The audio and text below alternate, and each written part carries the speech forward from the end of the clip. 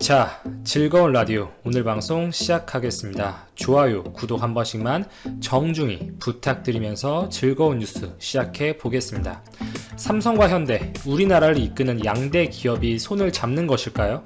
삼성그룹의 이재용 부회장과 현대차 그룹의 정의선 수석 부회장이 전기차 산업 육성에 협력할 것을 천명했습니다. 업계와 언론 보도에 따르면 현대차 그룹과 삼성 경영진은 금일 삼성 SDI 천안 사업장을 찾아 차세대 전기차용 배터리로 꼽히는 전고체 배터리의 개발 현황, 방향성에 대해서 의견을 교환했다고 합니다. 정의선 부회장이 직접 현장을 방문했고 삼성그룹 측에서도 이재용 부회장을 필두로 삼성 SDI 전영현 사장 등이 현대차 경영진을 맞이했다고 합니다. 현대 경영진은 삼성 SDI와 삼성 종합기술원 담당 임원으로부터 글로벌 전고체 배터리의 기술 동향과 삼성의 전고체 배터리 개발 현황, 기술력에 관한 설명을 들은 뒤에 상호 관심사안에 대한 의견을 진지하게 나눴다고 합니다. 최근 삼성전자가 발표했던 1회 충전 주행거리가 800km에 이르는 전고체 배터리 기술을 발표한 바 있었는데 이에 대해서 현대차 그룹이 큰 관심을 표현한 것으로 보입니다.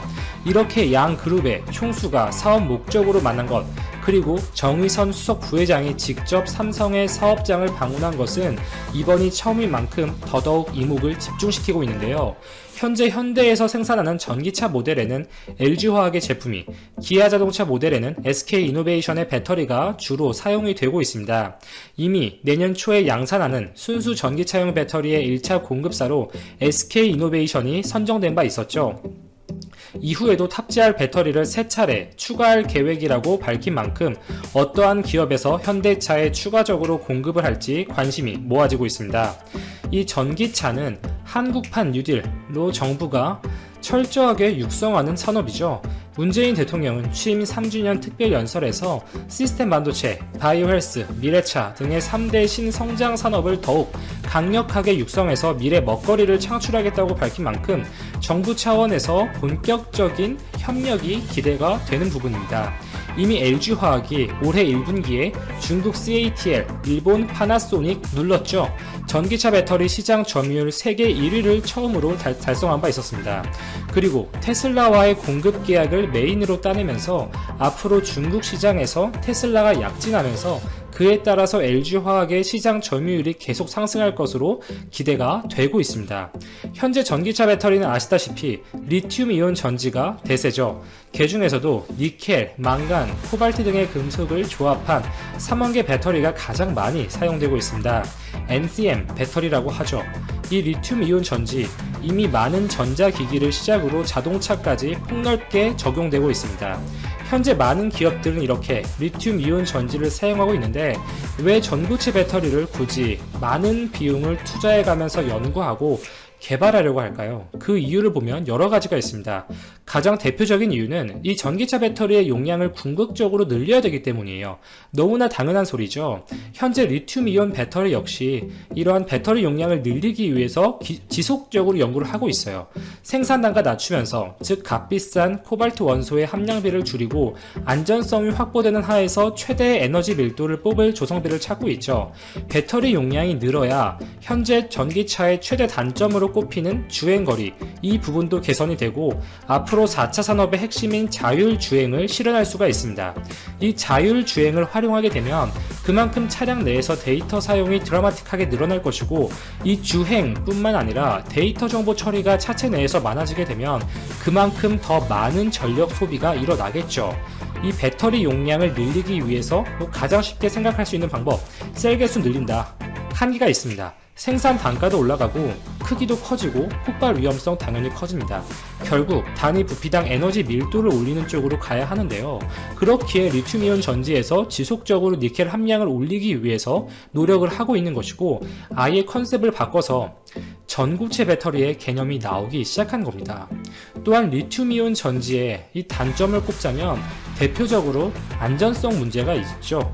외부에서 손상이나 충격이 가해지면 화재, 폭발 사고가 발생할 수가 있고 이처럼 리튬이온 전지의 불안전성을 증폭시키는 것은 전해질입니다. 이 리튬이온 전지의 구성을 보면 양극재, 음극재, 전해질, 분리막 이렇게 4가지의 요소로 구성이 되는데요. 충전 시에는 리튬 이온이 전해질을 통해서 음극 쪽으로 이동하고 사용 시에는 반대로 양극 쪽으로 이동하면서 전기를 발생시킵니다.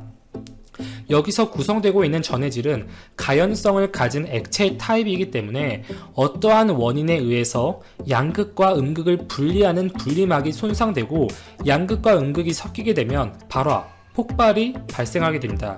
즉 리튬이온 전지는 그동안의 방식에 비해서 에너지 효율이 뛰어나다는 장점은 있었지만 외부 충격에 의한 폭발 가능성, 이 안전성 확보를 위해서 하나의 셀을 크게 만들 수가 없기 때문에 소형화가 힘들다는 이 기본적인 한계점이 있습니다.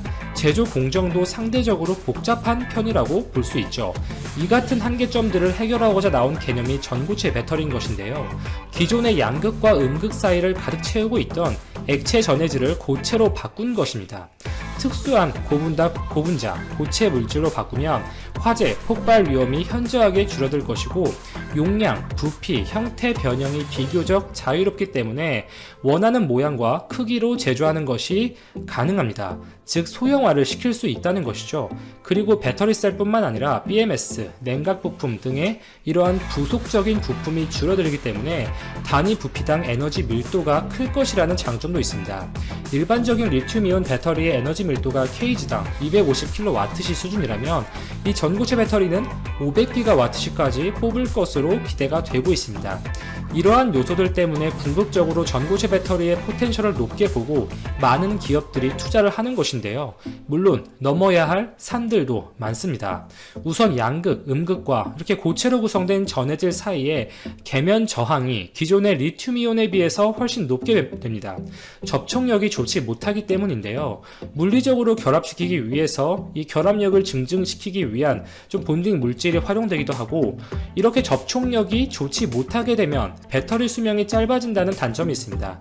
도요타의 경우에도 이 전고체 배터리에서 앞서가는 일본 기업이죠.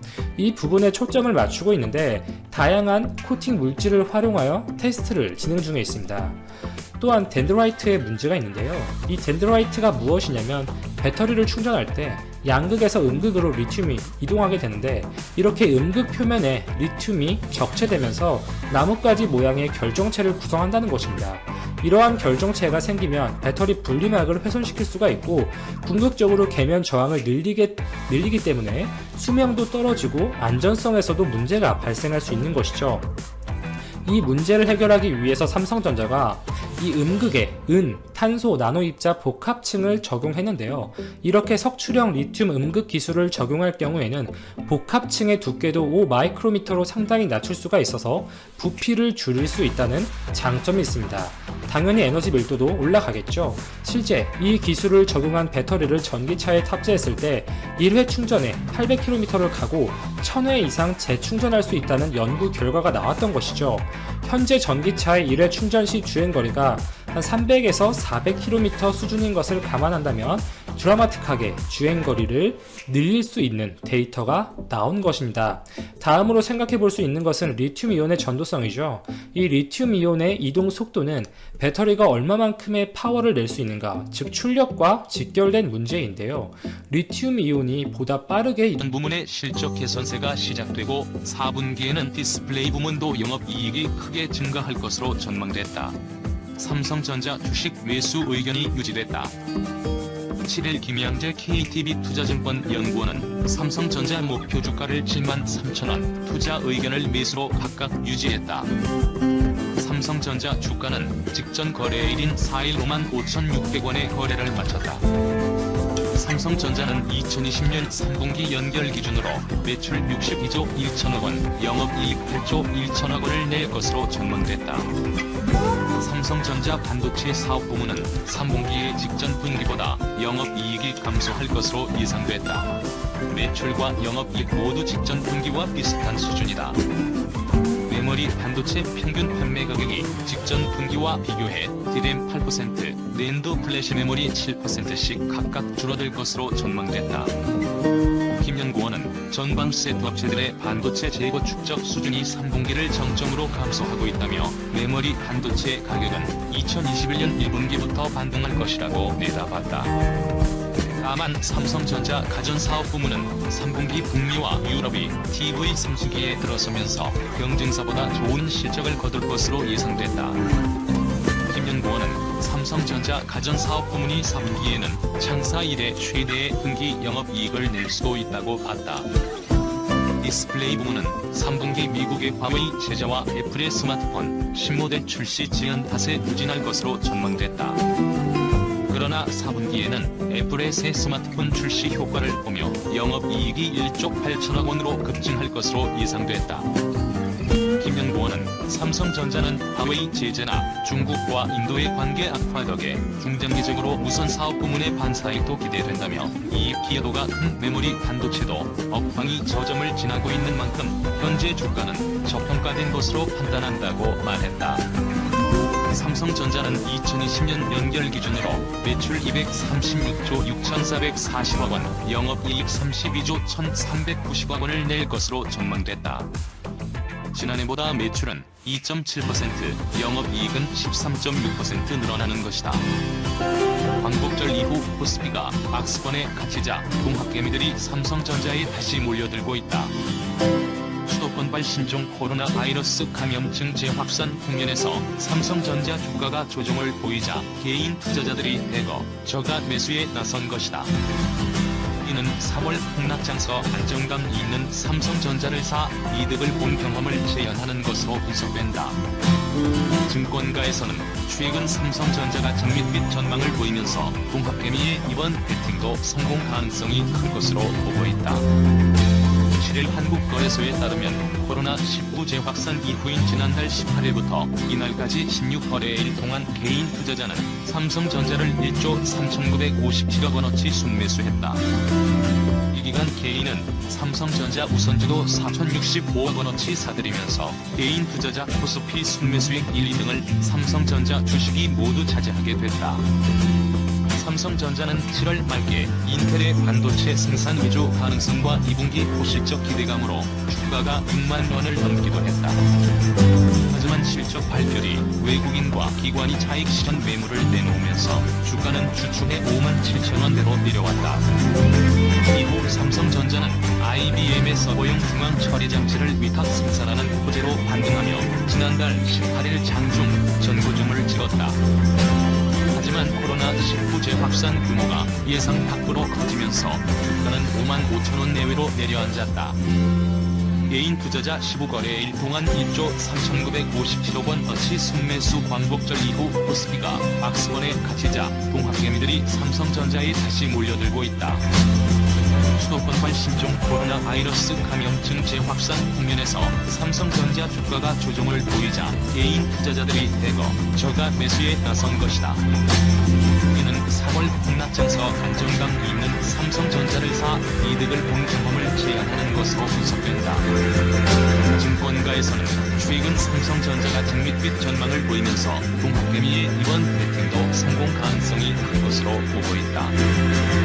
7일 한국거래소에 따르면 코로나19 재확산 이후인 지난달 18일부터 이날까지 16거래일 동안 개인 투자자는 삼성전자를 1조 3,957억 원어치 순매수했다. 이 기간 개인은 삼성전자 우선주도 4,065억 원어치 사들이면서 개인 투자자 코스피 순매수액 1, 2등을 삼성전자 주식이 모두 차지하게 됐다.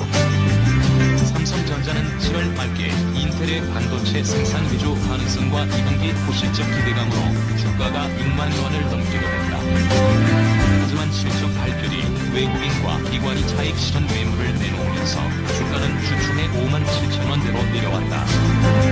이후 삼성전자는 IBM의 서버용 중앙 처리 장치를 위탁 생산하는 호재로 반등하며 지난달 18일 장중 전고점을 찍었다.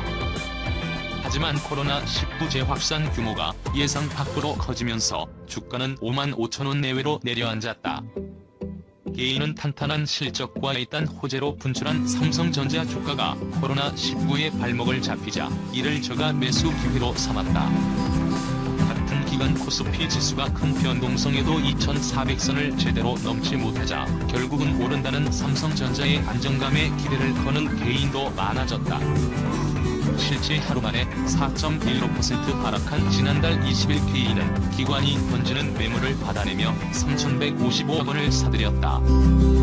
이후 삼성전자가 2.53% 하락한 지난달 31일에도 5,536억 원어치를 쓸어 담았다. 개인은 지난달 19일부터 이달 2일까지 10일거래일 연속 삼성전자를 순매수했다. 3월 코로나19 팬데믹과로 인한 폭락 장세에서 개인이 삼성전자를 13거래일 연속 사들인 이후 최장 순매수 행렬이다. 증권가에서는 삼성전자 주가가 여러 호재로 인해 힘을 받을 것으로 내다봤다. 우선 삼성전자 매출의 기여도가 큰 D램 반도체 가격이 반등하고 있고 시장의 분위기 변화로 스마트폰 사업의 선전 가능성도 커지고 있다. 또 미국이 중국 비메모리 반도체 파운드리 업체인 SMIC를 제재 검토한다는 소식에 반사 수혜 기대감도 커지는 중이다. 김경민 하나금융투자연구원은 메모리 반도체 업종의 긍정적 분위기와 미국의 SMIC 제작 가능성은